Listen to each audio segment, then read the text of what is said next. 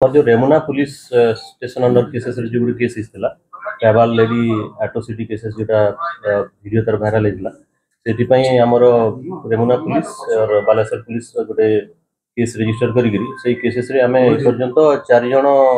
अप्रहेंड करी कोर्ट को फॉरवर्ड कर सारी एंड इमीडिएटली ये केस रिपोर्ट पाइला परे पुलिस इमीडिएट रेस्पॉन्स करी स्पॉट को पहुंची रेस्क्यू करिथिला विक्टिम को तारपरे स्पॉट विजिट करी साइंटिफिक टीम और आमर तार जो एविडेंस कलेक्ट करथिला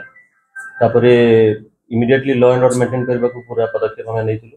एवं तापरे परे केस रजिस्ट्रेशन करी इमीडिएटली इन्वेस्टिगेशन हमर आरंभ करा जाई क्विकली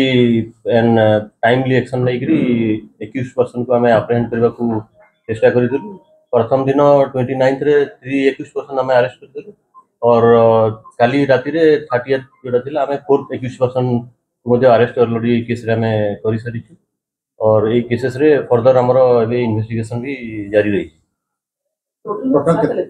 टोटल 4 पर्सन पर्यंत हमारे केसेस रे अरेस्ट ही सर मुख्य भी और पुलिस एटा को लाइटली नहीं केस बहुत सीरियसली निया आइछि और हम इमीडिएटली हम एक्शन लेके ऊपर नहीं counter cases Gute हिछि conversion of religion act सेतरे मध्ये